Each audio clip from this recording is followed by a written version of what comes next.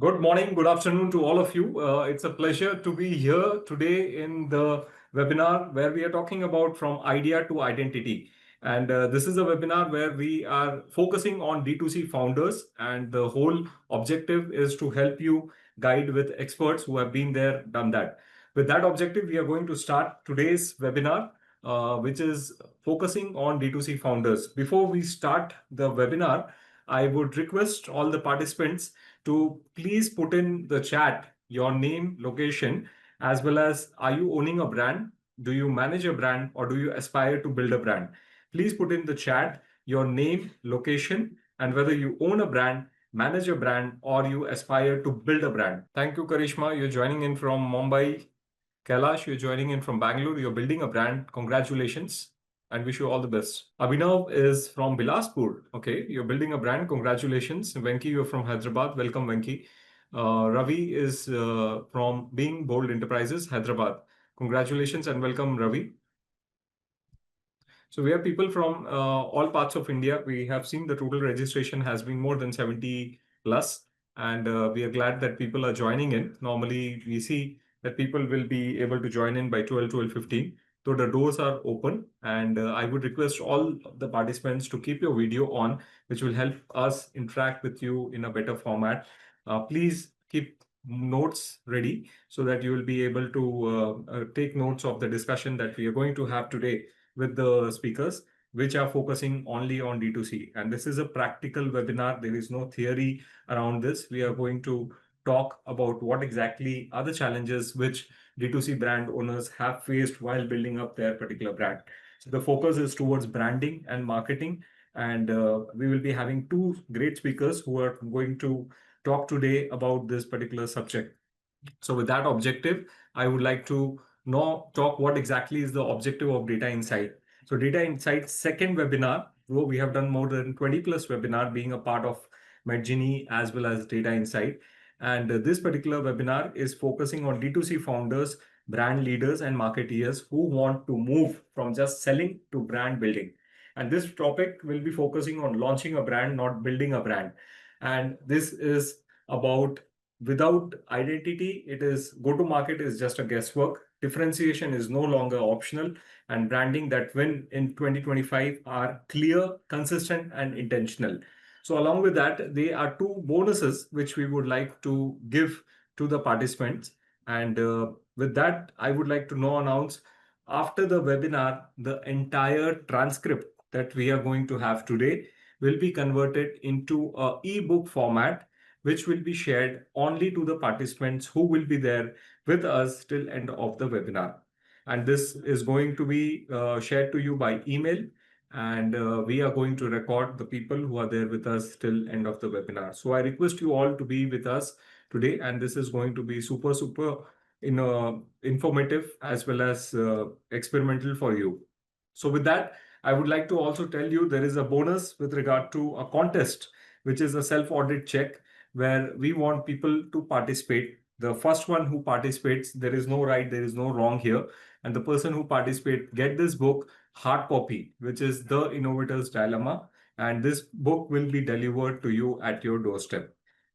With that, I would like to now talk about myself. I am Ashish. I am the co-founder and founder of Medgini and Data Insight, which I started in 2012. This is with the whole objective of helping pharma companies to connect with chemists and doctors. Data Insight, which is the whole objective of connecting D2C founders to their particular customers. I have been recognized Business World 40 under 40 in 2021. I have worked across IT, telecom, as well as digital sectors. I have worked in India, Middle East, and Africa. I have done my MBA Marketing Communication from Symbiosis Institute of Business Management. As hobbies, I love doing cycling, dancing, and as well as reading. I live in Hyderabad and along with my parents, wife, and two sons. With that, I would like to now introduce our speakers. Uh, our first speakers for today's session is Smriti Mamgain. Smriti Mamgain, welcome. Thank you. Thank you for having me. Yeah, Smriti is a seasoned brand strategist with a background in English literature and masters in PR and corporate communication from Xavier Institute of Communication. Her journey includes leading brand marketing at John Jacobs and crafting digital narratives for top lifestyle and wellness brands. As a founder of SMUSH, a clean, purpose-led self-care brand, she now helps D2C founders build scalable brands. In this session, Smriti will share practical insights on evolving from product launches to building brands that truly connect and resonate. Welcome, Smriti. Thank you. Anything that I am missing in the intro? No, I think you pretty much covered it all. Thank you. So, our second speaker for today's session, Dr. Kunal Shah. Dr. Kunal Shah is a researcher and plus he is a global wellness entrepreneur. And Dr. Kunal Shah has transformed his research-driven roots into global wellness empire with patents granted in US, India, and China. He specializes in natural, organic, and nutritional supplements rooted in science and scale. As a founder of Essenzaa Nutrition Private Limited, co-founder of Brew Matcha, co-founder of Tiny Secrets, Dr. Shah leads brands that serves 23 plus countries, offer 300 plus formulations, reach 5 million plus customers. In this session, Dr. Shah will share how R&D strength, regulatory mastery, and market focus can help D2C brands build lasting trust and global reach. Dr. Kunal Shah, welcome, and it's a privilege to have you here today. Thanks for having me, Ashish. Glad to be here. Thank you so much. So, while we were talking about this particular webinar, there was a lot of people who were talking about what is D2C and how is exactly D2C different from B2C. So, to give you a perspective, D2C is a business model where brand sells directly to customers, bypassing the channel such as wholesalers and retailers. So keeping that in mind, I would like to also tell you how and why D2C is important today. D2C market currently in India is $100 billion. There are more than 1,000 plus players who are operating in this particular space. D2C is important because digital adoption has gone to a very high level in India. Access to products have become very easy on a click. Door delivery is possible. Best cost in best products are available to everyone and anyone in India. To D2C brand owners, it is easy for them to scale the business and access to customers across geography sitting in any single location. So it is not required for you to have multiple presence, but it is required for you to be digitally present and be available to your customers, service them, and help you grow your particular brand with scale. So with that, I would like to also tell you the difference between B2B and B2C. B2B is a traditional business where you have channel partners like distributors, retailers to help you scale your particular brand. In D2C, as I told, it is direct to consumers. This creates faster feedback and also help you build customer data. In B2C, we don't have any control on our end customers. In D2C, at a larger level, you definitely have control of your community and to your customers. So Data Insight have been serving D2C companies in terms of building up their particular shop, being a content writer, also helping you build up a marketplace, help you in terms of influencer marketing, and also do demand generation and performance marketing. We have started this with the whole objective of helping D2C founders scale their particular business easier, faster, and better. So with that, Smriti and Dr. Kunal, not holding you back for a longer time, I would like to ask you certain questions which we would like you to share based on your experience. You have been there, done that, build brands, done mistakes, and learn from the mistakes. So with that, we would like to focus on the first question, which is building brands. So the objective of today's webinar is basically to take your idea and build it to the particular market and build the identity of your particular product. So with that, the first question which I would like to ask Smriti, what was the first thing you defined when building your particular brand? Is it the logo? Is it the message? Or it is the customer? How exactly a D2C founder or a growth marketeer should look at it when they are actually starting their journey? Okay, Smriti, so over to you. yeah. Okay, so Thank you everyone for being here. It's a pleasure to be a part of this. When we started Smush, actually, what we thought of first was the emotion that a brand should give to the, to anyone who's interacting with our brand. So before the message, before the logo, before even, we had a vague idea about the customers, but before actually defining the target audience, we focused on the experience that we want to give, the feeling or the emotion that we want to entice in a person. And for Smush, we went for feelings of happiness, joy, excitement, and that made it easier for us to design the logo of the brand, decide the colors of the brand, design how the product would look like, what it would smell like. So we are a personal care brand, right? So we are a part of people's everyday routine. So every day what we wanted was whoever interacts with our products or interacts with our brand, even at a even online or at any touch point of the brand, we wanted to inculcate that feeling of happiness. So that is what we thought of first. And I can give you some examples of brands that have been doing that really well. Like when you think of Coca-Cola, they have their whole campaign on open happiness, right? But even without them actually having that tagline, they have very efficiently over decades consistently spread that message to a point that it has become something that makes a lot of people happy now. Even Hershey's is a chocolate brand. They are also doing it phenomenally well. Disney is a great example.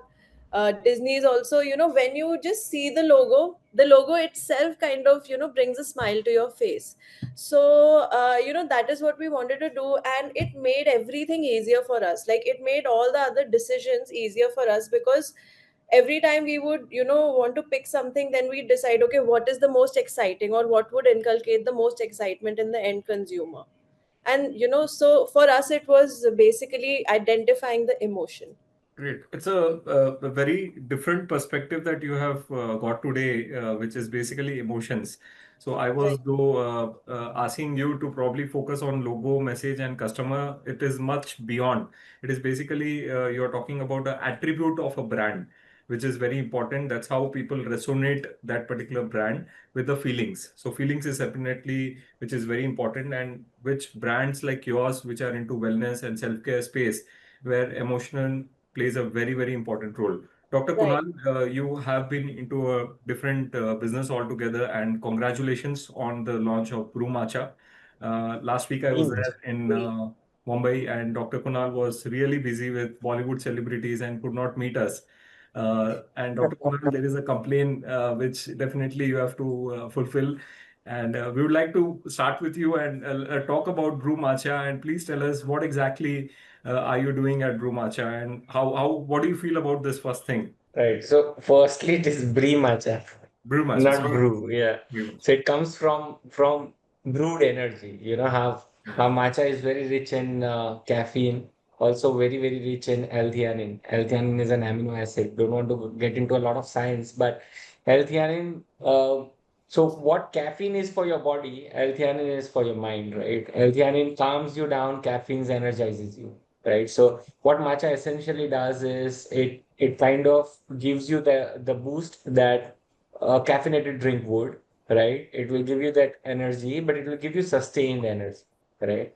And obviously, because of L-theanine, you feel that energy burst for a much longer. You feel the energy being there. You feel more energetic. You feel more vibrant. You feel, in general, like Smriti said, you feel happy, right? So that's the whole ideology, right? The whole idea behind the brand is to incite happiness in people, specifically in younger audience who are who are gladly drifting towards a healthy lifestyle, right? They just don't want to be don't want to do things that are healthy. They want to do everything that is in and around wellness, living a balanced lifestyle, living a happy lifestyle, doing things that are good for their body, doing things that are great for their mind, right? So wanted to do something which resonates with this audience, and that's how Brie Matcha was founded.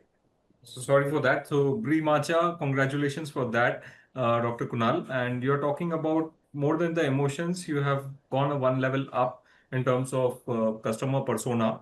So you're talking about what exactly is the category of customers who are conscious about their healthy lifestyle. And you're also talking about people who would like to go in for this particular thing. So have you gone through a geographical understanding in terms of this particular brand resonates to what category of people while you have started this journey with Brimacha? So you do a lot of research when you're starting anything. Hmm. So I think most aspiring your D2C, most of our participants who are in on this D2C journey, either they're just starting out or they've just launched a brand, will first make a business plan in and around things, which is where you will study what is the product, what is the problem you're trying to solve. Is it a notional problem, a problem that you think is a problem but is not a problem for the world? Right? Hmm. Which is where a lot of brands also Hmm. sway Hmm. away. Or is it a genuine issue that you're trying to solve? If you're trying to solve a genuine problem, will you be able to build a community around the same, right? Will you be able to ignite passion in your consumers for your brand as much as you have for the same, right? And then you kind of get into smaller nitty-gritties: is which geographies are you going to target? Who is your consumer audience? What are their behavioral patterns? Right? How is their spending capacity? Where do they spend their time? Where do they spend their money? Will they spend as much time and money on the platforms where you are going to be advertising? Will they find your product affordable, or is it from a luxury category, right? So that small integrities, nitty-gritties that you will eventually have to pan out, right? So even when we were studying about Brie Matcha and the matcha market in India in general, right? It's one of the fastest growing markets right now, predominantly because it's very new to the industry, right? A lot of a major chunk of Indians are still unaware about what matcha is as a drink, right? Oh, a lot of people from our offices and our staff were not aware about matcha when we initially started researching on it, right? When we started developing the product, right? So there's a lot of education that needed to be done. Right. Right? We had to educate the people. And why Sanya? Right? Because she's as passionate for matcha as we are, right? Hence the partnership, right? Because we didn't want just a face for the brand, right? A face for hire who would come and say that ये product अच्छा आप ले लो, right? We wanted somebody who resonates with the product, somebody who consumes the product, right? Right. She's also our first consumer at matcha, right? So she is our oldest and our most loyal customer as well, right, at Brimacha. So that's how the partnership has come to life, right? And in terms of audience, obviously we are talking about a younger audience here, right? An audience who's so kids who are 10 plus, right? Ideally, Hmm. start and these are guys who are there on Instagram, they're there on Snapchat, and they're seeing Right. what is trending in the US and what is trending in the in the Hollywood part of the world, right? And they see matcha there, and then they want to try it out here, right? So we wanted to launch a very authentic, a genuine brand who does clean label, clean nutrition, um, very uh, I would not say very affordable. We are trying to get there, right? But a worry-free product, right? A matcha that people can love, right? Where they don't have to think twice about ये कैसा होगा, अच्छा होगा नहीं होगा, right? Where that trust comes in, right? That's where Sanya comes in, right? Because she consumes it herself. I know so many Bollywood celebrities that she has converted to matcha drinkers now, right? Predominantly because her passion for matcha is. And most of our early customers are very passionate about matcha itself, right? Hence, I kind of mentioned to you the word community, right? Hence, building a community becomes very important, right? Today, if you don't have a community around your product, your brand, and these are loyalists, right? They will go to extraordinary measures if somebody tries to, uh,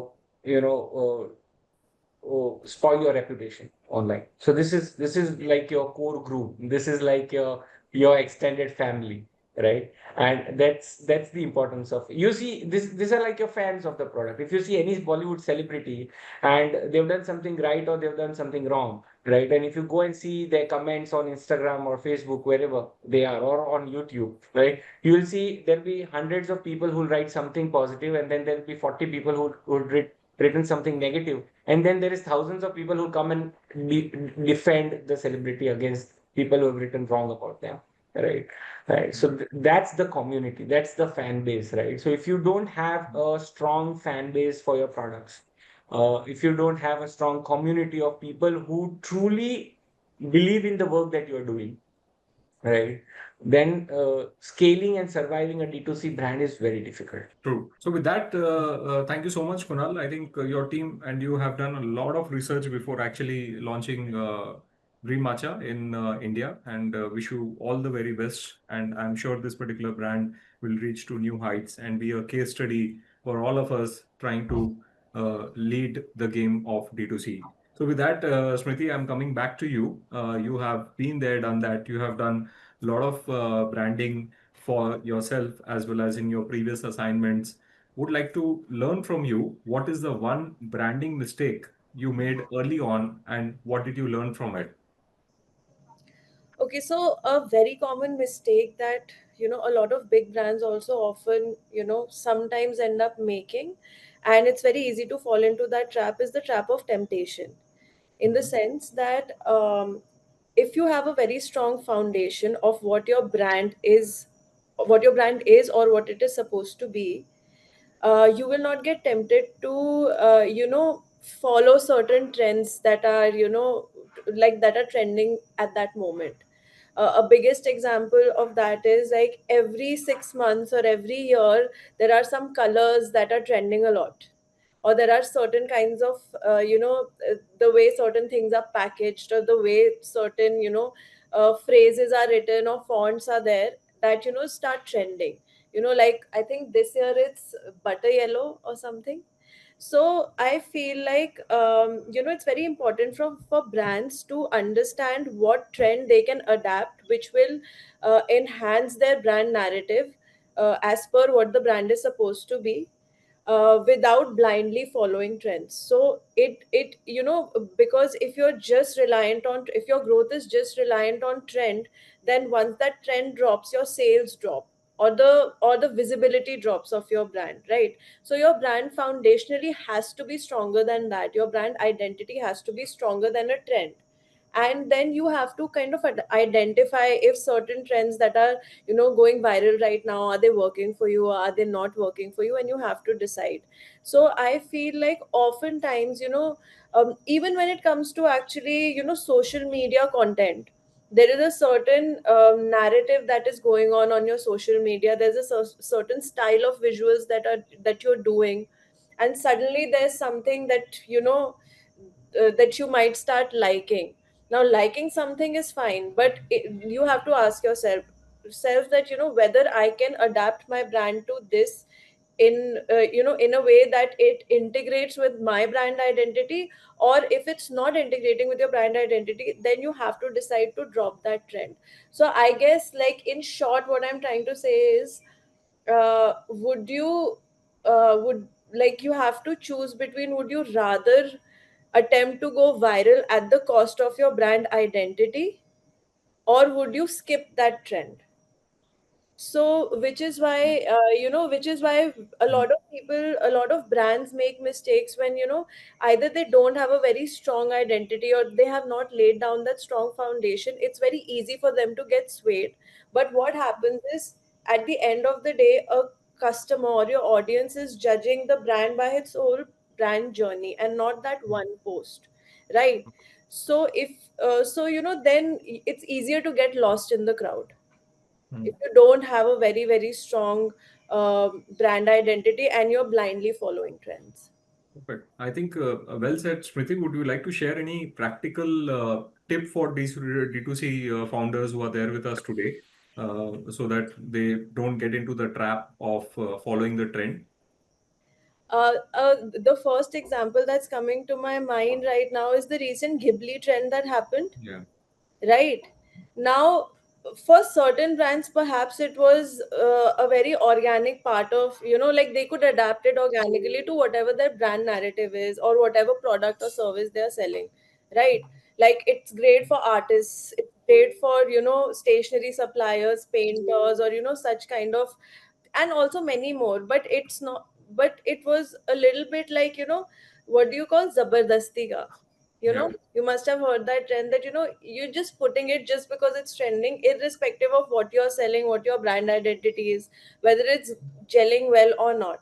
And in the end, what happened, there were so many thousands of posts that didn't make the kind of impact that, a brand that made it Hmm. wanted that impact. They Like get they were, lost in the crowd. yeah, exactly. So, and that way what happens is, like when you do such fragmented kind of trends, you lose your brand identity. Like there's no such Hmm. strong brand identity that you Hmm. have. Hmm. So Yeah. one thing which I remember from Data Insight, so one of our customer who are into nutrition space, they were focusing too much on sampling, and which really have led into a space that they got trapped into the sampling space, and they did not really focus on getting the brand to the next level. So that is also one of the mistake which I have closely observed in one of our customers who have got into a particular trap, and we were able to take it to the next level in terms of doing their particular branding activity, listing of that particular products, and making packaging which resonates with the customers. So this is Right. something which I wanted to share with you. Dr. Kunal, any experiences from your side, mistake which has done in marketing, and you would like our D2C founders not to get into the trap? I think I don't think you'll find any founder who has not made mistakes. True. Right. I think if you talk about branding, I think earliest mistake that we made, and when I was just starting out, was doing everything for everyone. Right. We wanted to appeal to every customer, every age group. See, we were in the nutrition space, right? And Hmm. nutrition space where you do products, that products are for everybody. If I'm doing a calcium supplement is for everyone. If I'm doing a Yeah, multivitamin, it's for everybody. very Take, much. right? So we wanted to appeal to everyone, every age group, every lifestyle, every kind of buyer, and our if you see our initial brand language, it was very safe. Our packaging was very generic, right? Our messaging all over the place because we are talking to people who just graduated from college, and then we are talking to people who are CEOs in a corporate, and then we are talking to housewives, and then we are talking to female who are working out, and then we are talking to old age parents. So if you see, our communication was everywhere, right? It felt like we were building something big, but we are actually building something that was very forgettable, Right. right? Our brand actually lacked a core identity, right? Right, and what we learned from this was that good brands, great brands, what separates them out is great brands stand for something, not everything, right? If you see the largest brands today, if you see the best of brands today, and only then you can build a community again, circling back to the same, right? So you can't stand for everything. You have to take your stand, you have to put your foot down that this is what I truly believe in, and this is what I truly stand for. Only then people are going to follow you, right? So I feel in D2C, clarity beats creativity, right? You can be as creative as you want, but if you don't have that clarity, right, you will never be able to achieve or build your brand to the next level, right? You're in today's time where your attention span is so low, right? You have seconds to connect to your customer, right? They're scrolling on Instagram, your page has come, and you just have 1, 2, 3, 4 seconds maybe, right? And if your brand doesn't clearly communicate who it is for, why it is for, they're going to scroll through, correct? Right.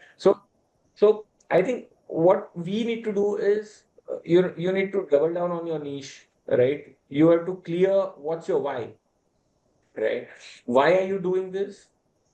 uh, you have to align every touch point for your brand. Your narrative has to be very authentic, right? And then you will see you're building a communication and the traction is being shifting now, right? You'll just attract more people. So you'll it's not like you'll attract a lot of people, but you'll attract the people who are the right people for you, right? And that is the key, right? It's not uh, see when we were I am a very late bloomer in terms of your social media. So if you see my socials, they're very poor, right? Just trying to get things done there now, right? So very, very late bloomers in terms of social media. But when I got there and when I started talking to people, I started understanding that you could have somebody who has millions of followers, Mm. right? Thousands of likes. But when they post a product, they'll not get so much sale, right? Versus somebody who has just 10,000 followers, right? Absolutely. You'll see they'll have 8,000 likes. And if they post a product, you will see 6,000 people will buy, right? Why? Because because they are the shark of the niche, right? You have to own that niche, you have to build that community, you have to be very, very authentic in terms of who you are, right? And then you start building that community, and that community helps you push through and grow to the next stage, right?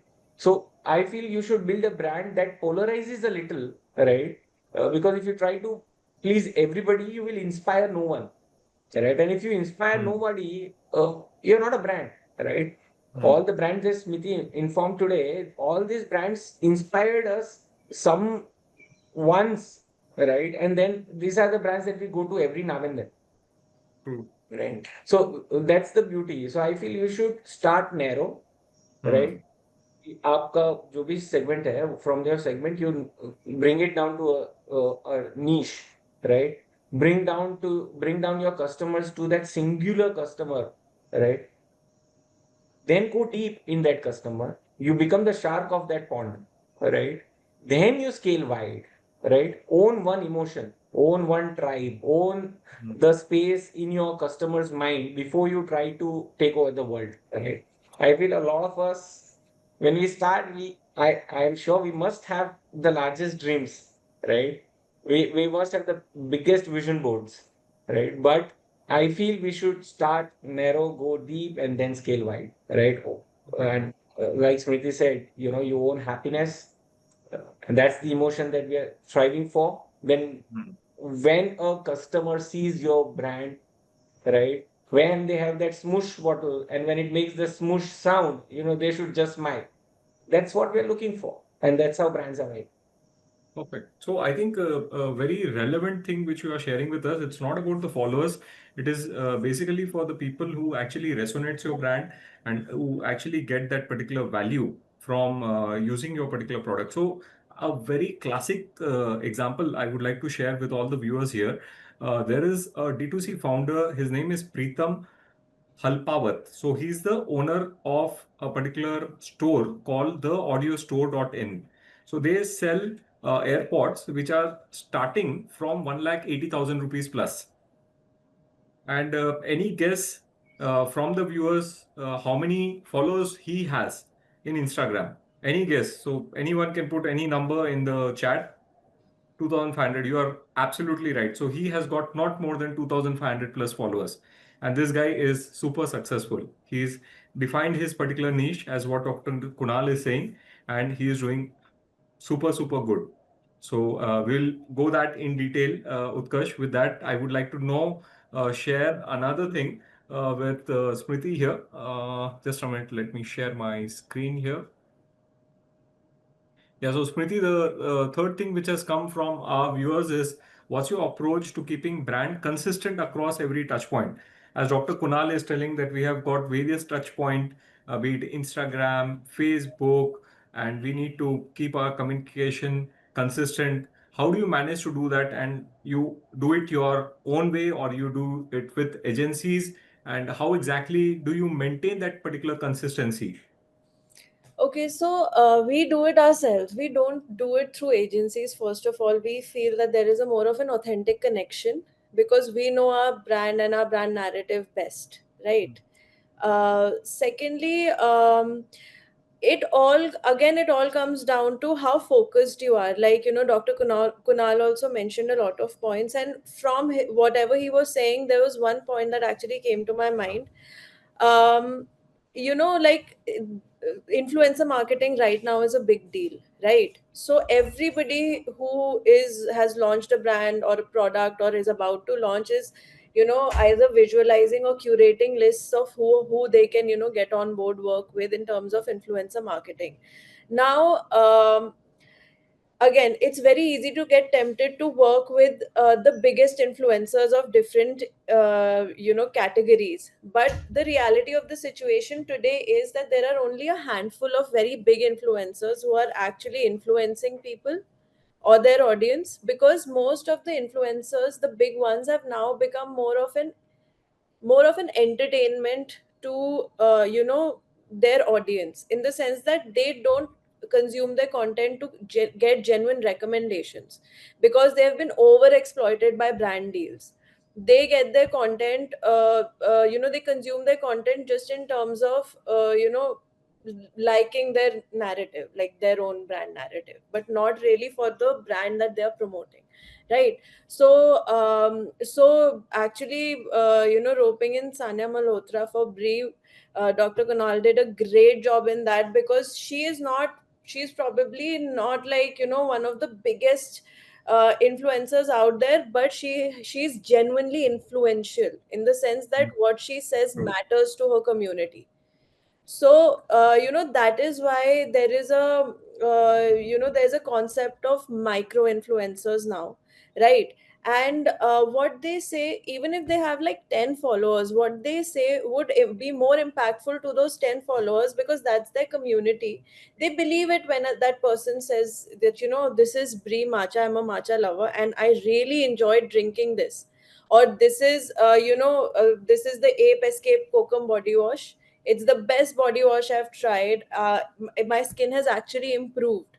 Now, if a person with 10 followers who's saying that, who's not, like, generally just giving out content on body wash, people are more likely to believe that, versus a person with millions and millions of followers who's done so many deals that you can't connect that person with a particular brand. Like right now, we can connect Sanya Malhotra to Brie, right? So there's a very, very strong brand resonance through her. She's a great brand ambassador. But say, take any other big influencer. Like, I don't want to name names, but take any other of the big influencers who is, endorsed so many brands and products. Can you connect them to a particular brand? If the answer is no, then it's best not to go ahead with them. If your purpose is to get your brand name out there, right, and make an impact through that. So I believe all of this, and I also, to extend to the question that you asked, how a person perceives your brand is not just by your social media posts or your website. It's at every touch point, from if a person orders your product, how the communication is happening while the product is in transit, how the product is when they receive it, at in what state is the product, is it damaged, is it not, is it coming on time, is it intact, everything is a brand touch point. So when you have a very strong foundation, and when you have defined your emotion, and the kind of feeling that you'd like to give at every touch point to your audience and your customers, every other decision kind of, it's easier to make every other decision, like I said. So I would go back to, you know really, really focusing on having a very strong brand identity, like in your head also, like getting it sorted, having clarity, like Dr. Kunal said. So it's Perfect. very important to have clarity on what your brand stands for. And at every touch point, you communicate that. Even the way you behave within your team will Hmm. change once everyone has clarity. So then everyone who's in your team is communicating in a similar manner to all Hmm. outside stakeholders, and then everybody understands, and that's how you create, like, that's how you have that long term perspective and start creating legacy brands. Absolutely. So communication at each touch point, start from the customer coming into your store to actually experiencing your particular product. and being a repeat customer. So that is Right. something we will be deep diving about it. But it's very important that your customer care, be it a customer who is actually dropping out while he is doing a purchase, do you have a team at the back end to actually connect with the customer, understand what exactly went wrong in terms of pricing, in terms of product understanding, or in terms of clarity about the offer. So it's very important for us to have a backend team to actually take the customer journey. So that is also a very big touch point where people feel that a dropout is very high, where people get confused because the probably the website layout is not so informative for the customer to take a decision. So it is Right. very important for us to have a very good touch point, and a customer journey, as you rightly said, is very, very important. Dr. Kunal, what has been your experience? What is your approach to keeping brand consistent? So you are running three different entities and so many brands. Take any example and please help us understand how exactly you become consistent across various platforms.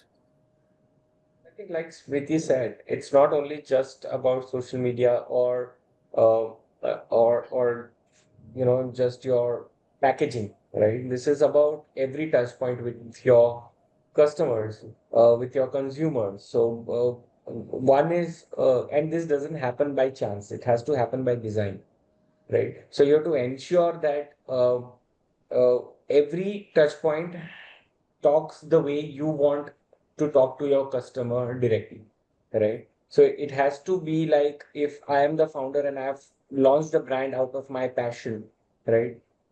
Once you start scaling, for the first 50 customers, maybe you can talk to them directly, but then you can't. Then you have a team, right? Does your team behave the way that you behave with your customer? Right? Is it they will 100% not have the same passion, right? Can you incite that passion in them, right? So then your next step becomes having ensuring that your team is trained well, ensuring they are as passionate about this, as loving for the brand as you are, right?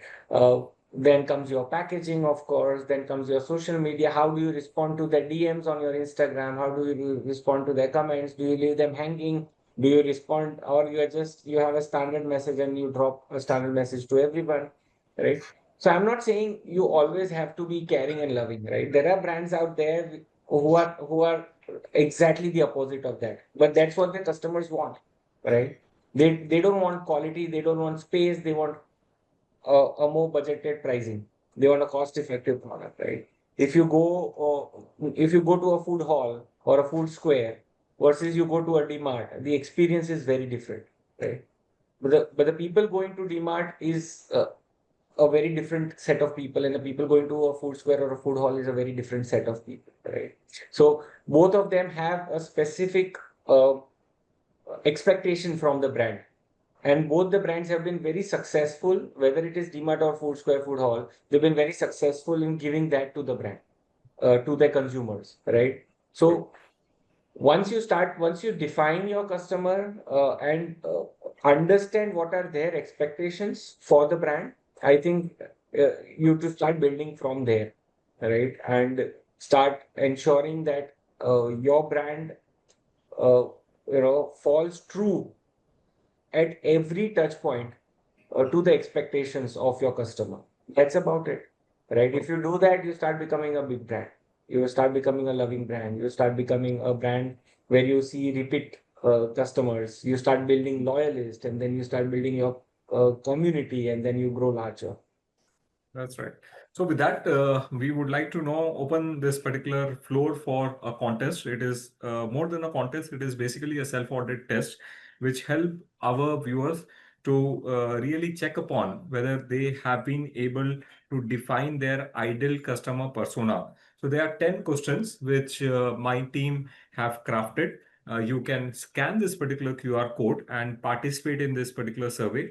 You have three choices. You can definitely opt one of them based on the current stage that you are currently in, being a DTC founder or being an aspirant of starting a D2C brand. I want you to answer honestly. There is no right, there is no wrong answer. Everyone is in a different journey altogether. We are here to help you in terms of understand where do you stand today. This particular person who will be winning this particular contest is the person who will be able to participate and respond to us the fastest. So scan this particular QR code and answer to this particular questions. Once you are done, please type in done, and this will help you to understand if you are ready or you need preparation or you need guidance.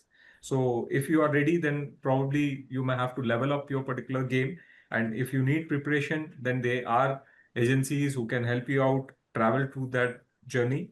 And if you need guidance, then there will be a lot of homework that you may have to do before you start your D2C journey. So I would request my team to put this particular thing on the chat. Yes, the team has already put. You can click on the link or you can scan this particular QR code. The person will be getting a hard copy of this particular book, which is The Innovator Dilemma. Please do participate. I'll be able to give you 5 minutes, and post that we will be covering the second half of the particular session. We intend to close the session by 1:50. So with that, I request you to please participate, and if you are done, please type in done. Rajni sir, thank you so much for joining, and thank you so much for being the first one to complete your survey. I sincerely hope you get the book. Ratan, thank you so much. So while our people participate in the survey, I would like to also tell you what exactly is the industry looking at. So the industry which is of D2C, which is going to touch $300 billion by end of 2030. This is what I'm talking about, is the market size of D2C. And this also gives you to scale your particular brand across boundaries. So you take your particular product to any part of the world. This will also help you in terms of giving a good experience and also building up new product categories.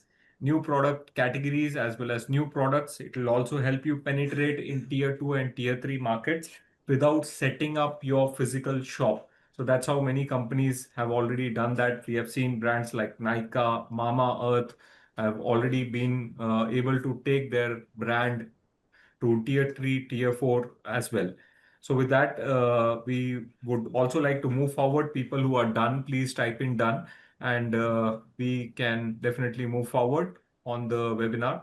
We have two more questions to ask to, we have one question to ask to our speakers, which is what is your go-to-market strategy for the first product launch? Dr. Kunal, this time with you.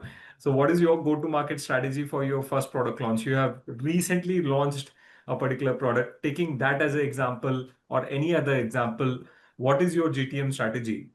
And what exactly is your suggestion, feedback to the founders? Right. So if you talk about matcha, our go-to-market strategy has been gradually building the community, as I've been talking since the start of this session, right? Uh, we didn't want to come out as a product brand, right? That's not something that we stand for, right? The whole idea was to gradually build a small community, right? So if you've been if you go on Instagram, right, which is where most of our consumers are today, and they spend a lot of time there, right? So if you go on Instagram, you will see how slowly, gradually, and subtly we've been building our brand, right, up to the launch phase, which is now kind of, we did a small launch party and we officially launched the brand right out there.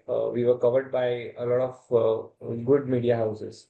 And post the launch, we are currently only live on our website, right? And then we intend to go to other platforms. Eventually, also probably get into the 10-minute delivery rush, right? But everything very gradually, slowly. We are not in any rush, right? The idea is to take feedback, understand our consumers, understand what they're liking about us, what they're not liking about us, try and solve those problems, and come out stronger, right? So that's about it, right? It's, I think all D2C brands should launch small, launch short, as we discussed earlier, but they should have that patience, right?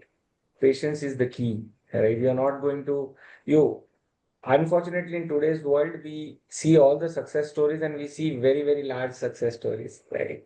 So what happens is when we are starting out, and obviously, like I said, we should have a very large vision, right? A big vision board and all of that, right? But when we are starting out, we should understand that things are not going to uh, go as planned. There are going to be technical challenges, there are going to be commercial challenges, there are going to be other issues as you launch. You may have thought of launching on a particular date and you will not be able to launch on that day. You will think Amazon will become live on so and so date, it will not. You think your payment gateway will now start working and they will block you for a certain reason. So hundreds and thousands of things will go wrong, right? What you need is you need patience. You need to keep thinking on your feet, right? You have to be quick on your feet, right? You have to keep solving challenges as they come, right? And you have to build that community. If you build a strong community, if you have told them कि मैं 2 दिन में deliver करूंगा, and if you can't deliver on the third day also, they will stay with you.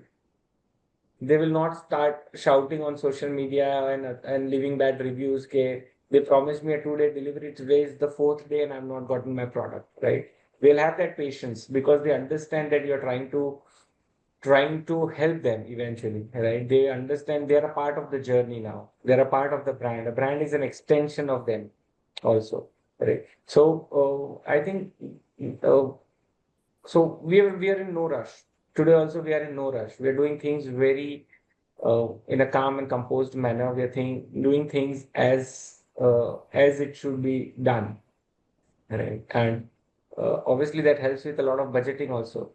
When you go slow, you know where your money is being spent, right? Because for any a new brand that you're starting, right, you will bleed a lot of money initially, right? And when you're putting in a lot of money, you don't want to be at a stage where then you start having second thoughts about the brand, right? So all the brands that we run, more or less, are run on this principle: ki start small, grow, then explore with a larger audience, grow, and then grow further. And in past we have had bad experiences also where we have so if I talk about 2015-16, we went all out with a couple of brands. And when I say all out, as in you see those Amazon and Flipkart advertisements on the paper on the front. It's called jacketed ads. So we did jacketed ads. We did full hoardings. We did bus bags. We did auto bags. We did railway stations. We did channels. We did radio, and we failed miserably, right, with a brand of ours. Only because we were financial crisis comes, your product doesn't do as well as indicated. There are retail challenges, there are operational challenges. So this was my third or fourth year, second or third year in business, right? In commercial business sense, right? And so life is going to throw a lot of challenges at you, right? It is the founder's duty to come out with good solutions, right? You have to at every challenge that you face, right? If you can use your network, use your friends, use now there are a lot of D2C communities out there, right, where people jump and help you, right? You throw a query in and tens of people will come and help you with a solution, an answer, or a way to come out, right? So utilize the resources. A professor of ours used to say, resources lie outside, right? So rather than doing everything yourself, uh, affiliate with people around you, right? Build things together, make them a part of your organization, make them an extension of your brand, right? Take help wherever possible until eventually everything has to be done in house, right? But as much as you can, right? And so there's a classic phase in D2C, right? First, everything you do yourself, right? Then you start growing and you can't do everything yourself, right? So then you have to start finding people who can do it for you or finding partners who can do it for you, right? With the same passion, right? Either way works, right? And then eventually everything comes again in house, right? When you are much larger brands. But today, even the largest brands still do things, still outsource uh, their most important marketing advertisements or everything that helps them build a bigger brand. If you see, that's where all your large creative agencies are thriving today. Perfect. So I think a lot of practical feedback that you are giving to the participants today in terms of one, building your own community, having your own website, taking feedback from customers, being patient, and have very less dependency on aggregators because their policy may actually flip your entire business. So go small, but be careful. Have your own website, build up a community, and let your brand grow as and when you deliver that particular promise to the customer. So very practical inputs. What I like among what you said is basically use your networks and resources to grow faster, smarter, and better. So this is something which I truly believe in. And Smriti, over to you. Like you have started your particular journey. You are the founder of Smush, and your first product was basically a coconut shampoo, which was not thought about. How did you find it difficult or easy to actually go to the market and tell ki, hey, I've got this particular product and this will give you a different experience? How has been your experience? Okay, so the first product was the Ape Scalp coconut shampoo. Now, coconut shampoo is not something that has not been thought of. Hmm. It's the efficacy of the formulation in terms of it being a scalp treatment formulation. So, True. in the shampoo segment, in the hair care segment, you must have noticed like an anti-dandruff shampoo, an anti-hair fall, voluminizing, anti-frizz, and so many other things. But we are living at a time when every one of us is most likely going through multiple hair issues at the same time, right? And largely these issues are of course due to our lifestyle, but also resource based problems, because we have access to hard water, there's a lot of pollution, chemical treatments have become popular, right? So all these chemical keratin treatments or hair coloring, eventually with long term exposure to all of this, leads to more intense hair and skin damage. So that is why all of us are likely facing multiple number of issues. So what we saw was, it's not practical for a person to expect a person to have like two three different shampoos very practically, right? Secondly, while there are a lot of options out there, um, there are hardly any high quality options that are great maintenance products. See, what we realized was that it's very human to start working on an issue when it goes out of hand. When your hair visibly starts, falling a lot or thinning, or you start having bald patches or like excessive dandruff or something, that's when you start addressing the issue. Up until the problem is not visible, you kind of just feel like, okay, let it be, because like let's face this, today everyone is extremely busy, we have very less time. So whatever little time we do have, we rarely put in the effort to take care of ourselves, right? So that's where we saw that there is a market for high maintenance, high quality products, and also products that are easy to use, because simultaneously in the market you must have noticed like a 5 step or a 7 step hair care routine or a skincare routine, right? Now what is happening is that this kind of leads to mental fatigue, like decision fatigue. People can't decide, people are confused, they don't have the time, or they don't want to put in that effort for such a complicated hair care or skincare routine. So which is why our focus was to create innovative formulations that are extremely effective, that deliver more than what they promise, and also they are easy to use, and they become they are easy to integrate into your routine, and a person does not have to take out time or extra effort to utilize the benefits of the product. Which is why we are actually the first homegrown brand to come out with a scalp treatment formulation. The funda is simple: if you take care of your scalp health, all your hair issues will take care of themselves, because every hair related issue which is not related to your hormones is related to the health of your scalp. So Perfect. it's So what's literally as your simple as that. Perfect. I think you have cracked this particular very pain area in a very simple way and in a very smart way, I should say. So, what's your one advice for people who are from different segments, who are joined us today from different parts of India? What's your one advice about GTM strategy? What exactly a D2C founder should be very careful about while they are actually formulating their GTM strategy, go to market? I think before the strategy, people need to be extremely confident about the products. Mhm. One thing that Dr. Kunal had mentioned is very relevant, that the mistake that he said, that they went all out a couple of years back with one of his brands. Now the Mhm. thing is, again, like, it all comes back to the product quality, brand identity, everything. If you don't have a strong enough brand identity, no, if nobody knows you at that time, if you're just getting lost in the market, no matter how strong your brand campaigns are, no matter how much money you spend, it might not land. It's highly likely that it won't land, it won't matter to people. Which is why, if you create that community that shares that feeling, that bond with you, then when you, after that, once you've built that, then when you spend big money on marketing or branding or these kind of campaigns, then that is a more optimal utilization of your capital, because you already have a strong brand, essence in the market already, or within your community, who's going to kind of push that message forward for you. Perfect. Because eventually it's a domino effect. So I would say, go to market strategy, what we did was, we firstly concentrated on creating a very very high quality product.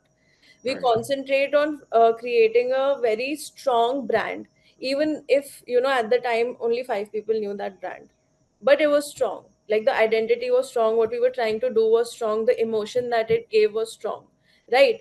So then we did a lot of sampling. We sampled to about 100 people, and eventually they liked the product, so they had already become a part of our journey before we had officially launched. And our go to market strategy was not very, like, not very big. It was very small. We started first telling our people who are, telling the people who had sampled our products that now it's available in the market. They had already had that awareness, that liked the products, they were our first customers, they were our first brand ambassadors. And that is how our community, primarily through word of mouth, very organically grew, because we had worked on a strong brand. And equally importantly, or maybe more importantly, we had worked on a very very strong product. We had taken our time. So one thing I can personally resonate with a lot, that Dr. Kunal said, is having that patience. Because it is true that when you're starting out, or before you're starting out, you see all these success stories, you kind of want an overnight success to happen, and you desperately want your content to go viral. But Mm. in most cases, it's not like that. It takes time. The success stories we see today have probably been in the works for maybe decades, right? And now we are noticing it. Now their brand is scaled enough that we see it. But when Absolutely. somebody is starting a brand in today's socio-cultural atmosphere, especially online, they expect that, okay, we'll do this and it'll just catch on. But Absolutely. yeah, but there are so many, there are so many things we need to keep in place before hoping for that to happen. So Perfect. patience, consistency. And I had read somewhere that it takes about 7 times when you repeat a message for the other person to start understanding that message, if they have your focus. True. Now multiply that in today's scenario, when there is nobody has focus, because like Dr. Kunal had also mentioned, you have 3 or 4 seconds to catch a person's attention, right? Attention. So imagine if you don't have any, neither your brand is strong nor your product is strong, it's so easy for you to get lost, right, in Mm. that scroll. But Mm. but those 4 seconds, even like, if your brand is strong, even if a shadow, like, if even if a shadow of our product, not even the product itself, even if the shadow of the shape of the bottle, that when people see it, they recognize it now. True. True. But that has not happened like overnight. That has taken three Mm. and a half years of consistently giving out the same messaging, giving out the content, or any kind of communication which gives off the same feeling. It's taken time. So yeah, patience and consistency is key. And go to market strategies don't have to be fancy and big. they can be small, and you can kind of, and it also gives you more flexibility to make mistakes and learn from them without losing out on too many of your potential customers. Perfect. I think the product packaging part, what you have mentioned, I have recently ordered your product and it is there in the shelf, and we are using your product and it stands out among all the other shampoos, conditioners because of the shape that you are actually talking about. So likewise, it is a very good big suggestion or a feedback which Smriti is talking to all the D2C founders here, that packaging also plays a very important role among other things which she has mentioned. So with that, I would like to not hold people and announce who exactly has been the winner for today's contest, who have answered the fastest. May not be at the right stage, or probably he is at the leading stage. It is none other than Rajak. So he has participated and he has responded by 12:46 is what the data shows us. So Rajat, if you are there, team, can you please spotlight Rajat? Hi, Rajat. Hi, Ashish. Yeah, how can you please give an introduction? Congratulations. Thank you, Ashish. Thank you, Smriti, Dr. Kunal. It was Thank a you. light, insightful session. So, I do work for a pharmaceutical company based at Faridabad. Okay, and I'm associated with this marketing department from last 13 years. So we Nice. do have pharmaceuticals. At the same time, recently we are having some products which we are, focusing on uh, Amazon and Flipkart. So we do have segment like nutraceuticals. We are having treatment products obviously in 1 mg and other sites, and at the same time we do also promote products which are directly to doctors, chemists. So we do have all sort of products. But now when we talk about D2C or B2B products, it is very interesting to understand and gaining knowledge from your sessions to Thank where you. obviously we can take those insights and work on those so that we can also build up something very different, unique into the market. Thank you, team. Thank you so much, and congratulations on behalf of us, all of us. Yeah, thank you, Ashish. Thank you. Yeah. So with that, I would also like to have a feedback on the session in terms of relevance of content for your particular business. Please do scan this particular QR code, or the team will put in a link for you to participate. And post which we will also be talking about taking up some questions which we have been getting in the message. And what we honestly feel, this particular session should practically help you implement things from tomorrow in terms of what exactly you have learned from the journey of Smriti as well as Dr. Kunal. They have talked about so many things to make things simpler. My team is going to craft an ebook with actionables. So we'll be talking about what are the actions that you can actually take, but this may take time. So this will take about Wednesday that we will be able to share this with you. But I honestly feel if you have taken down notes, please start your journey from today, tomorrow, and get things implemented for your particular brand to scale. So this is something which I would strongly recommend and strongly request all our people, all our viewers to start that particular journey. So we have so many questions, Smriti, Dr. Kunal buzzing in the chat, and we want to take it. Do we have the time from you till 1:30 to take these questions? Yeah. Dr. Kunal, Smriti, will Sure. that work for you? Thank you so Yeah, yeah, Yeah. yeah. much. Work. Yeah. Thank you so much for your permission. So there was first question which was coming in from Ravi. He says that I would like to talk, I would like you to talk about D2C brand already working directly with manufacturers and selling online, which are some effective strategies to scale while maintaining strong unit economies, especially with rising ad cost and increasing competition. The first example which comes to my mind is Boat. Boat has been able to do that very successfully in terms of finding out a niche and finding out what exactly the customer really resonates and what do they want. When it talks about airports, people basically want the bass effect. So this is something which people really go in for, and Boat has been able to crack this, though they have been getting this particular product outsourced, and they are also having their in-house manufacturing facilities. They have been able to control the customer acquisition cost and also beat competition successfully. It's a very cluttered market, so many players, but they really stand out. So this is something which comes to my mind. But Dr. Kunal, anything that comes to your mind who have been very successful in terms of able to control the ad cost and be very, very successful in the D2C space? So you want me to name some brands? Yeah, Oh, so there are some brands who have been able to do it very successfully. I think every brand that people know about, they are successful, right? Hmm. If you have heard about a brand, they're probably successful, right? So no Right. such examples because obviously we have not crunched that data to understand who's doing it, who's not doing it.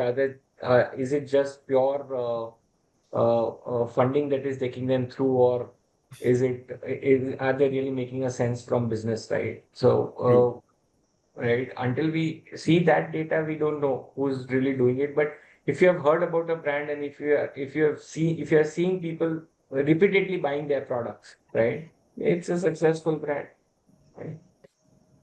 Perfect. So, Smriti, there is one more question which you like to take it up.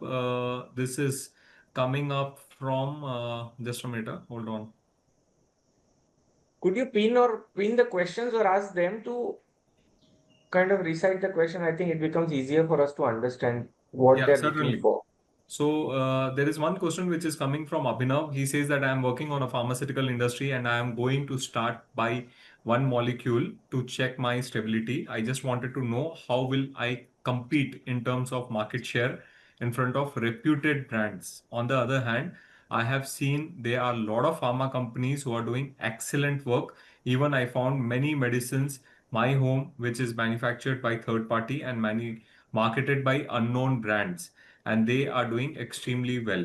So, your question, Abhinav, you're talking about that you are planning to start one of the molecules. And Kunal, you come from a background where you have launched products and you have marketed to doctors. Would you like to take this up and give some guidance Sure, to Abhinav? sure, sure. So I think for Abhinav, what is going to be important is your rapport with the doctors, right? Because if you're entering a generic market, which is what I'm understanding from the question, is that they're going to pick a if they're doing pantoprazole, then it's an antacid. Pantoprazole is a very generic product. Lots and lots of pharma companies already have that, right? While it is true that a lot of pharma companies don't manufacture their own products. They get it outsourced and manufactured from a third party, which is fairly common concept in the pharma industry. What will matter for you initially when you start is picking a niche in terms of your doctor segment or in terms of the product. If your product is a niche, there's a higher chance of success. If your product is not a niche, it's a generic product, then your rapport with your doctors is going to change how your brand is perceived. So True. start like we discussed, you start small, start building the rapport with the doctors, start proving to them that your products are well priced, come from a standard manufacturer, you have the right COA, there are no hanky panky in the product, your product is premium quality, a nice packaging, and will really impact your consumer well, right? And if you can gather scientific data, because doctors love when you educate them, right? So if you have a lot of science on the product, if your team or you yourself can go and talk to doctors about the science of a particular product, you can start small and scale. Perfect. So that's a very relevant feedback that you have given us. Smriti, there is one question which is coming from my friend Rajneesh. He says that how would you advise a new age brand on developing a community? So it resonates to your business as well in terms of a community of advocates who Right. really love your brand, recommend your brand, refer your brand, who take your business to the next level. So, Rajneesh, thank you so much for joining in. And Smriti, the question is for you. Okay, so I strongly believe that your early customers are, can become big influencers for you, because usually we have, like, when we do marketing budgets, we always have an influencer marketing budget. I feel like, the way influencers would approach your brand would be like a brand deal, most of the time, right? They may or may not be the best ambassadors for you. If you could use that budget to actually, you know, build stronger relationships with your initial customers, and every brand has, in those few set of people who initially support you, and they're usually strangers after your friends and family. Mm. There's this very small group that wants to support you, is curious about you. You utilize those people, because those are the kind of people who are genuinely coming at you or approaching your brand with an open mind, because they don't know the history of the brand, they don't know the efficacy or the quality of the product yet. They are genuinely coming to you with an open mind, and if they like it, they become the biggest brand ambassadors. So we work very hard, we constantly work on having a conversation going, a communication going, a relationship building activity with our existing customers. Sometimes it is comes in the form of just having a conversation, sometimes it comes in the form of and once you start having conversations, you will know that there are some people who are more engaged with you, and some who are not. They are your consumers, they are your repeat purchasers, but they are not, they are comfortable in the shadows. But some people like really come out to you, and you can identify those people and utilize them. We used to request, and we still do, we request for a lot of testimonials from our consumers. You know if they could give us a picture, if they could make a small little video snippet. The thing is that these kind of things go a long way. If only influencers are talking about my product, it seems very staged beyond a point. So it doesn't have to be big, and what you'll realize that these authentic conversations have a much more impactful effect on not just your community building but also your sales. Because at the end of the day, building a community, like, everything eventually has to, like, be justified. We all see our bottom line for businesses at the end of the day. It can't just be marketing without anything else, right? So it's not about being the highly marketed product, it's about being marketed at the relevant place with the relevant people, who will not just buy your product but buy it again and again, and Mm. also happily recommend it in their circles. So that becomes very important. So I would say utilize your initial few customers as much as you can. Make them your friends, make them your partners in crime, make them feel like they are a part of the journey from scratch and they're emotionally invested.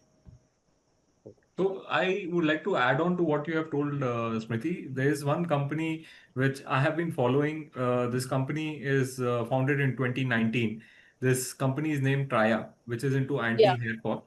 And this company really takes a customer journey and builds the community in a very, very strong way. So straight from onboarding a particular customer to handholding that particular customer. I was told they have 900 hair coaches, so who actually take you on a journey of every 10 days in terms of talking about feedback, talking about their diet plan, what exactly is happening, taking pictures of your scalp and giving you the right advice. So they are people right, who are experts, but who handhold you so nicely that you feel that you should be a part of the community. They guide right, you. So that is right, something which I feel that very few D2C companies have been able to do that. I was also told that they currently have more than 10 lakh active subscribers who take their products on a month-on-month basis. So this right. is something which they have been able to successfully crack it.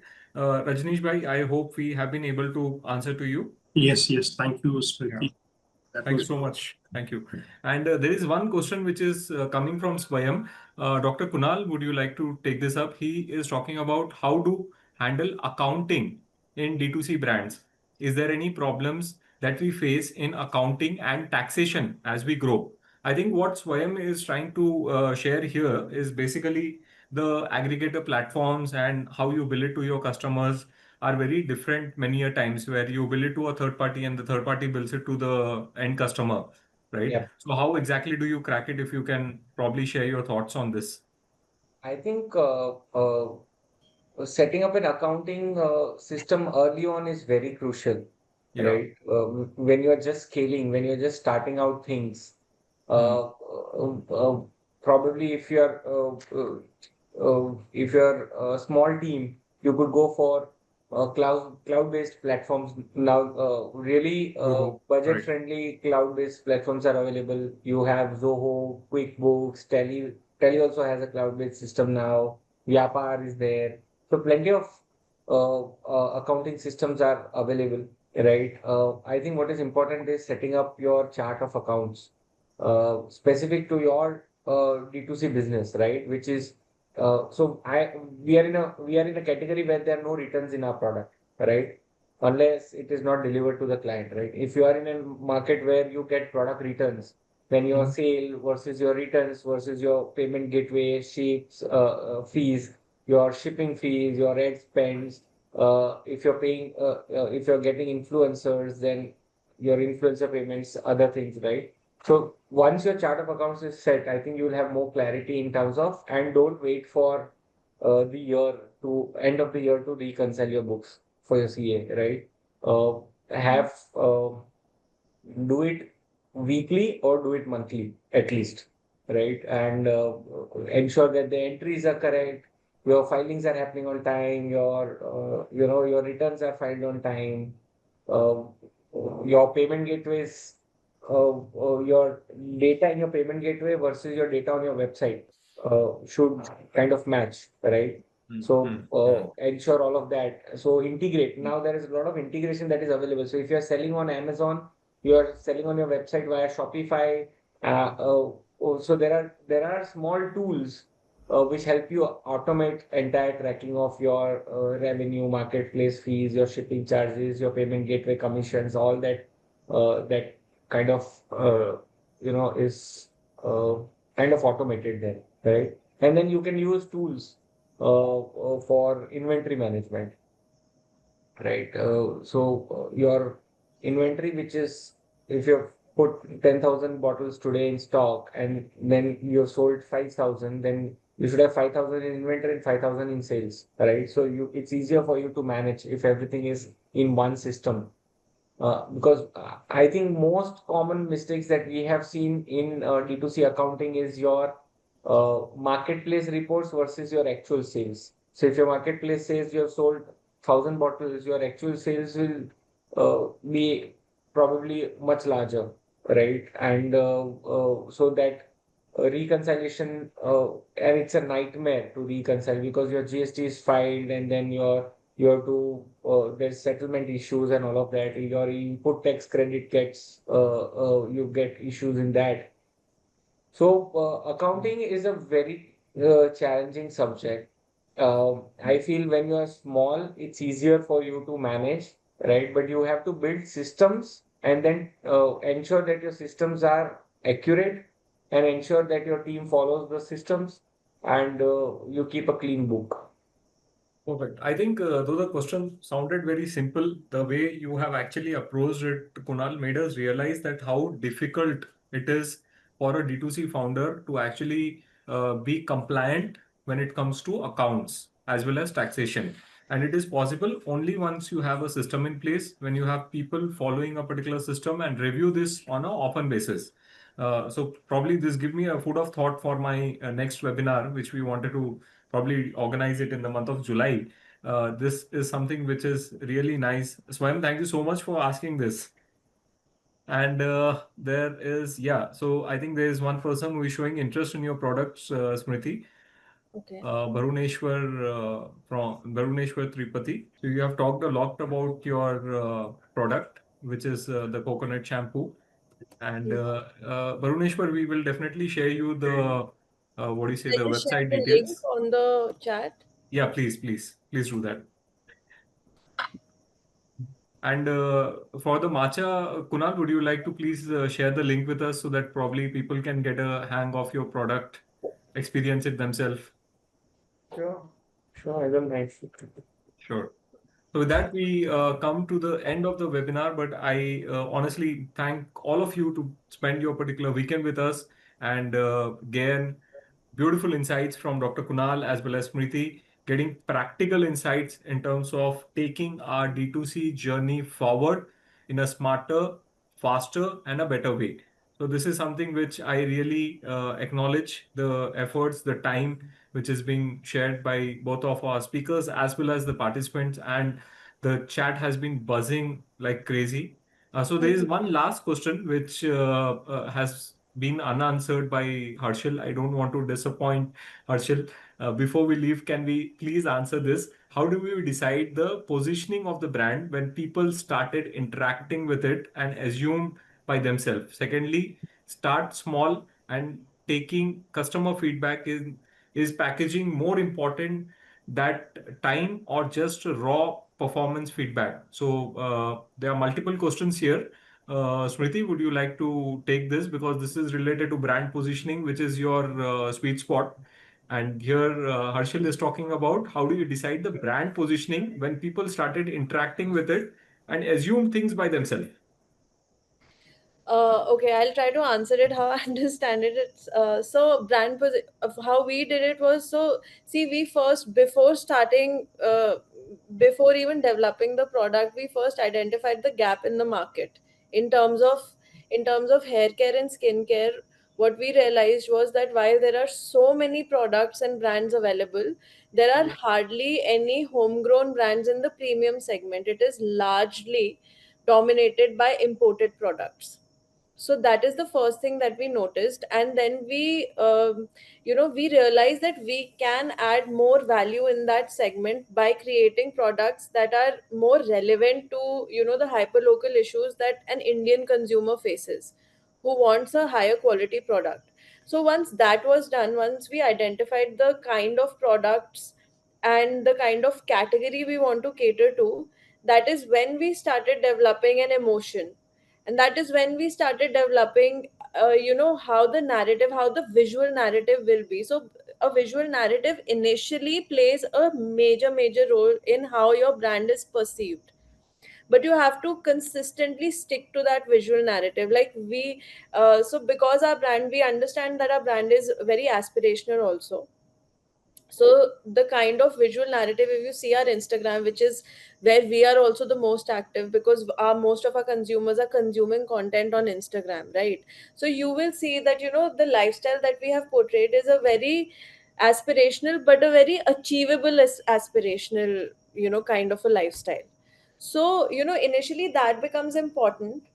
That gives you basically a footing in in your brand positioning. But also you have to kind of, once you start selling, you also realize that target audience and consumer base can be a little different. It might have an overlap, but it might be slightly different also. So what we realized was that our consumers are everyone who are, of course, consumers of premium quality products, but also people who are facing acute hair or skin issues because of the efficacy of the products, because of the testimonials and everything.